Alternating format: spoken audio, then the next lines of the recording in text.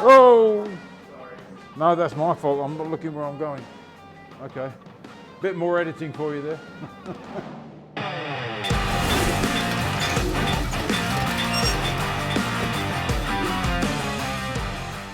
Just a super quick thank you to our sponsors. Please click the links in the description below.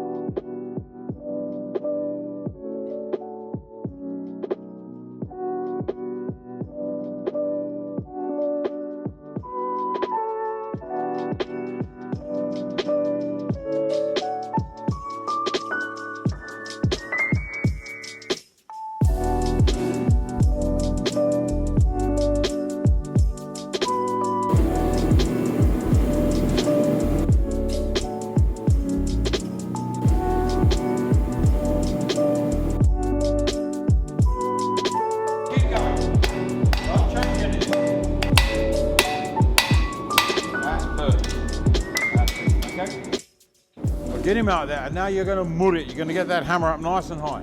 On the anvil, get him flat, and hit him. There, here. There, hit it. Stop tickling it, hit it. Not faster, slower and harder. Lift your hammer higher. That's it, higher. That's it. As hard as you can. That's better. Okay. So now, you've been forging the metal away merrily. Some of those temperatures we've been getting to have been quite high, well over 1,000 degrees, up to 1,100 degrees, some of those times when we got it really nice and hot. And metal is made up of crystals, metal crystals, just like a piece of rock. The atoms are laid out exactly the same way. Now the hotter the metal gets, the bigger those crystals get.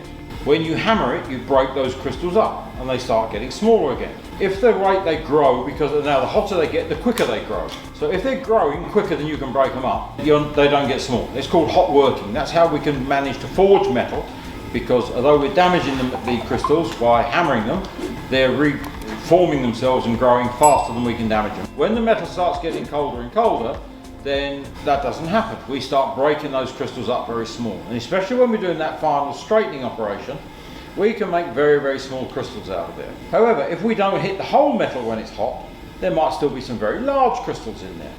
Now, when we come to heat treat the metal, those crystals all need to be a regular, even size. There is a method of measuring them, which I won't bore you with, but if they're all the right size and all about the same size, you will get proper hardening. Now, we know that having forged it, those crystals in there, there'll be very large ones, there'll be very small ones, and there'll be some that are the right size. We need to make them all the right size. Now the way to do that is we let it cool right down. We cool it down to it's well black. I think theoretically it's below 400 degrees for about 10 minutes. And that's why we put it in the bin of vermiculite, we let it cool right down. We've also turned the power down on the forge, so the temperature has dropped in there. Forges are very nice because they go different colours, they go reds and oranges and yellows, and that tells you pretty accurately what the temperature is. So by turning the gas pressure right down, turning the air supply down so it's a gas rich flame, I've managed to cool that one down. You get a shot inside there, it's about the right temperature. Now when we harden this piece of metal this afternoon after we've done the grinding, we want to be able to harden it from about 830, 850 degrees ideally. That's a medium to bright cherry red in our forge. Now, what we do to normalise it is we're going to heat it up to slightly higher than that. So we want to get to a bright cherry red, almost feeling possibly a bit of an orange. That will, all the crystals, when they've got cold, they've all changed to a different format. When we heat them up again, and a lot of people know that when you get to red heat, it loses its magnetism.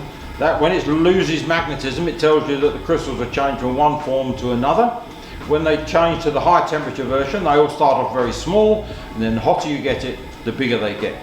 So if we take it up to just above the hardening temperature, around about 900 degrees, if we could accurately measure it to that, all the crystals will be the right size, and they will be the ideal size for doing the heat treatment later on.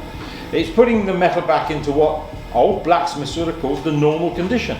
If they didn't do it, it wouldn't come hard properly. Or they would come hard, but when they used it, it would snap and break with a very coarse crystalline structure. And they thought they were putting the metal back into its normal condition. And that's why where the name normalising comes from, and it's why it's stuck. So we are going to go through the normalising. We've been cooling down for long enough now. We've got the furnace forged nice and cooled off now, so we can put them back in there. We're going to heat them up till they're about 800 degrees, and then we're going to bury them in vermiculite so they cool quite slowly. Specific reason for that, because we're going through a 2-day course now, we're going to be putting handle scales on, we're going to drill holes in the handle. If we don't cool them slowly, this material is a 1080 material, it will harden up enough that it might make the drilling a little bit difficult. So we're going to cool them very slowly in vermiculite for about 15 minutes, and then we can cool them into air, and then that will ensure that we've got nice soft metal which we can drill. Okay, and now get our blades, let's put them back in the forge.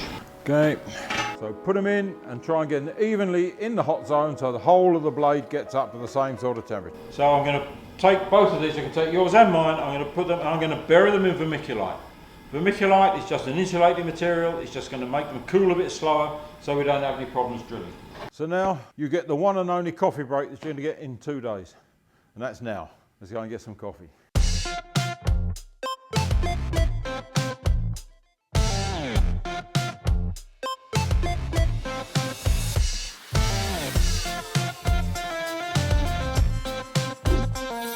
what we're going to do is cut him off, and then we just go on to the belt grinders, and we're going to finish the outside profile. The next job is we're going to flatten both sides of the handle.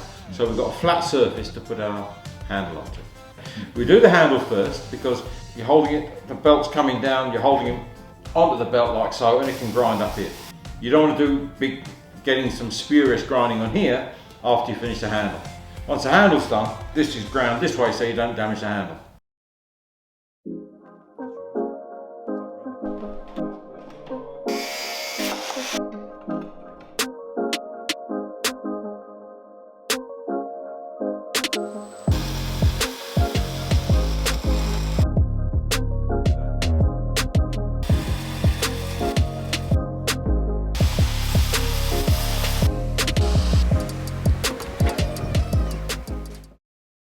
So we are going to grind. So we're going to grind these two sides here now, and they need to be flat. We don't want to lose thickness off the top. You can see on mine it swells out a bit here, so we'll probably lose a bit of that and it'll straighten everything up. But basically the idea is to do a flat grind, so it's two flats coming down like that to a sharp edge. I've left mine fairly thick here, so I've got more to come off the bottom. So we need to start grinding at the bottom, keep it flat.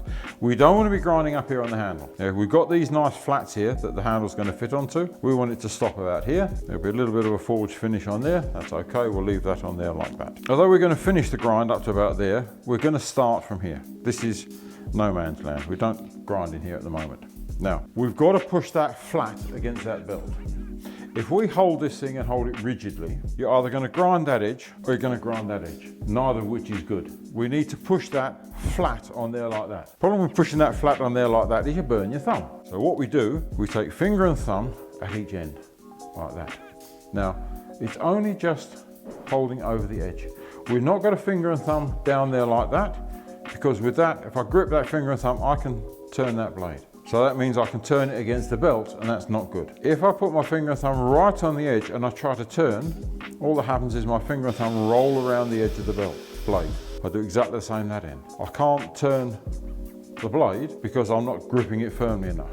So now, if I now come up against the belt, if I'm at the wrong angle like that, and I push my two hands forward, it must go flat against the belt and it pushes my thumb. If I come in at the wrong angle that way, exactly the same will happen because I can't turn it within my hands. So what you do, you come up to the belt, you approach, you make sure she's parallel that way. You just touch it onto the belt. You look for the sparks coming out the bottom. They want to be coming out evenly or both sides together or whatever. When it does that, you then push a bit with those thumbs, and it's going to stay flat on there now. And because the thumbs are at the top of the blade there and there, your pressure line is running along there, so you should be grinding on the top of the blade up here. Do that and you move over sideways until your fingers start getting up against some here and stopping it, so you come off. So you're not grinding the tip and you're not grinding that end, you're just grinding the section in the middle. In practical terms,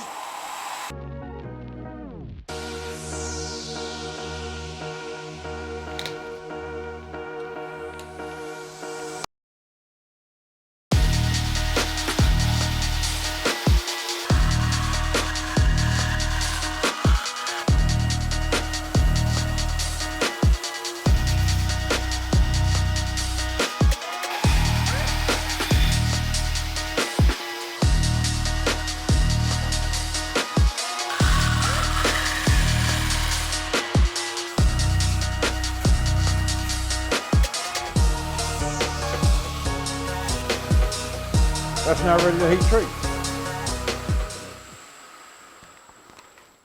Because I'm worried I might drop the f***ing blade. That's right. If you drop it, you do have to go in there head first to get it. That's the rule in this blade. Don't get so much cramp in your fingers trying to grip that thing so hard. That's the thing I was already gripping it. Everybody does, I do still. Shit. It's murder. Until you get it, once you get it on the bottom there, it's nice and comfortable. And you can relax a little bit.